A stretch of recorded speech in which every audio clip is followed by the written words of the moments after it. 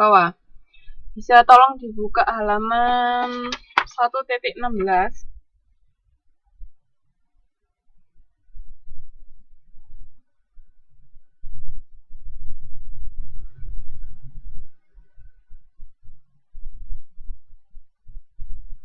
Sudah dibuka halaman 1.16.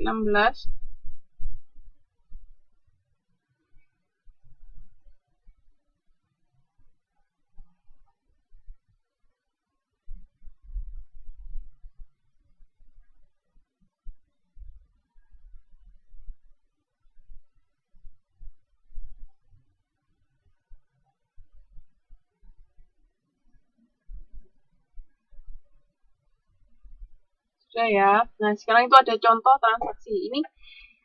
Ini persamaan dasar akuntansi. Jadi nanti itu kita akan belajar tentang pencatatan jurnal juga, tapi belum. Jadi ini memang masih sebentar.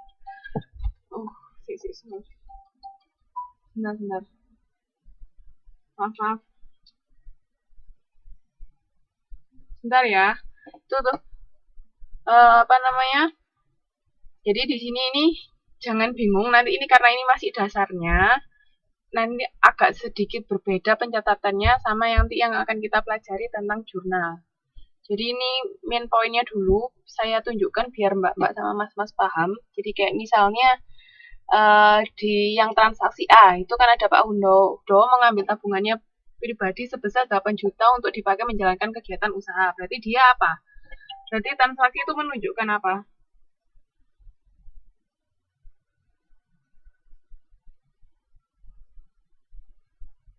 Ada yang tahu itu menunjukkan apa?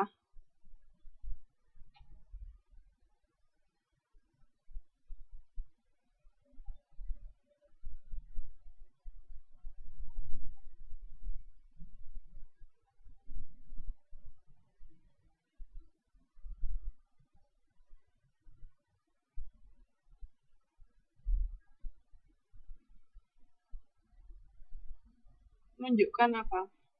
Modal ekuitas.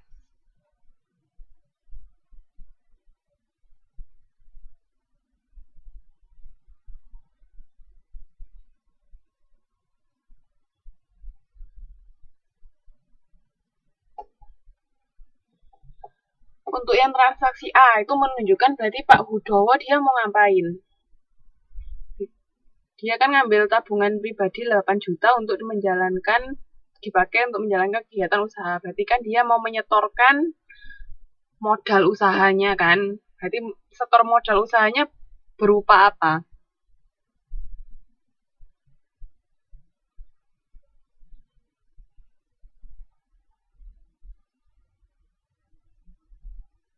Berupa kas ya. Itu makanya cara mencatatnya itu kas sama modal Hudowo.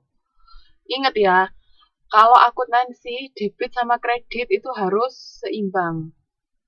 Harus balance jumlahnya. Kalau misalnya debitnya 1 juta, berarti kreditnya juga harus 1 juta. Nggak boleh ada yang nggak sama. Nanti andai katakan misalnya dalam 1 bulan itu ada beberapa kali transaksi. Nah, itu kan kita catat. Nah, pas akhir bulan kok debit sama kreditnya nggak sama. Nah, berarti itu ada yang salah di tengah-tengah pencatatan. Itu harus dicek ulang. Pokoknya intinya kalau akuntansi debit sama kredit harus seimbang. Oke ya. Nah, ini kan Pak Hudowo menyetorkan modal berupa kas. Makanya kasnya itu didebit sebesar 8 juta, sedangkan modal itu dikredit sebesar 8 juta. Oke.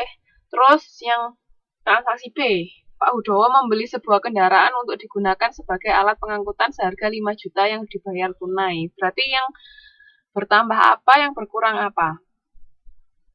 Kalau membeli kendaraan secara tunai,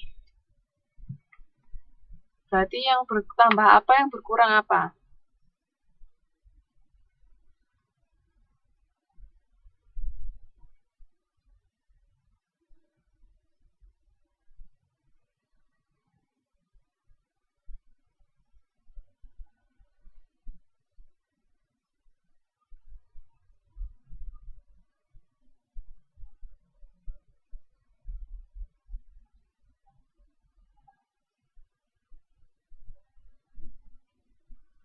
Yang bertambah modal, yang berkurang kas. Kenapa kok modalnya bertambah?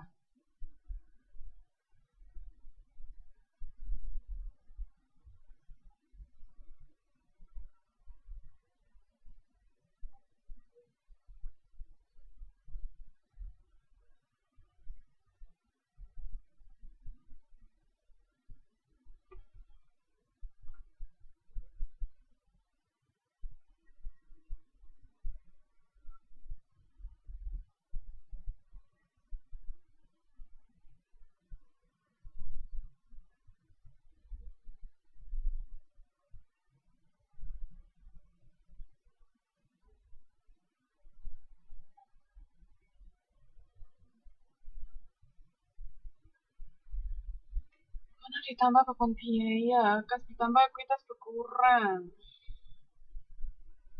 Oke, modal bertambah karena beli angkutan bisa mahal.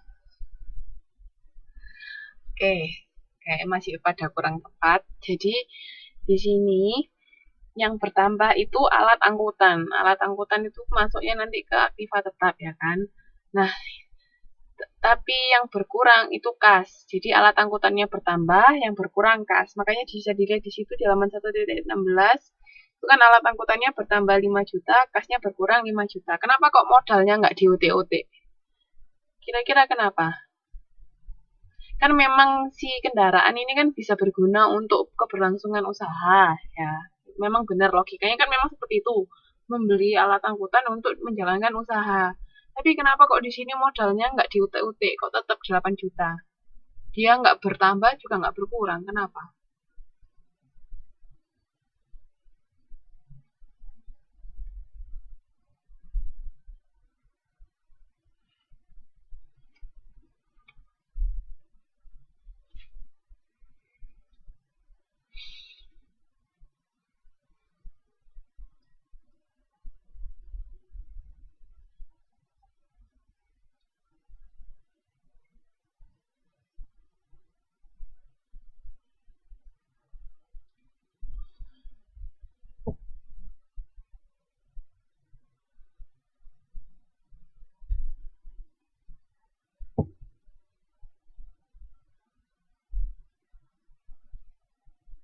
Oke, karena di sini gini, kan dia ini kan membelinya sudah pakai uang uang yang ditanam awal kan, makanya dia nggak ngutak-ngatik modal, kecuali dari awal Pak Hudowo itu memasukkan kendaraannya untuk kegiatan keberlangsungan usaha, itu baru dicatat alat angkutan pada modal. Jadi kalau misalnya kata-katanya Pak Hudowo menyetorkan satu unit alat angkutan untuk keberlangsungan usaha, itu baru mencatatnya alat angkutan pada modal. Jadi alat angkutannya bertambah, modalnya bertambah. Tapi karena di sini dia itu sudah di tengah-tengah, maksudnya kan setoran awalnya tadi sudah berupa kas dan nggak ada kata-kata dia menyetor alat angkutan, makanya di sini modalnya nggak di UT-UT.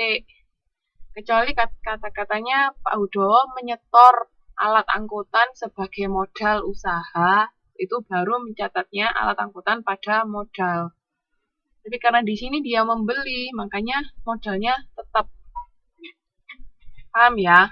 Jadi ingat, kalau mencatatnya yang berpengaruh pada modal nanti, kalau ada kata-kata Pak Hudowo menyetor apa misalnya, menyetor peralatan, menyetor perlengkapan atau alat kendaraan, tanah, bangunan apapun itu untuk kegiatan keberlangsungan usaha, itu baru menambah modal.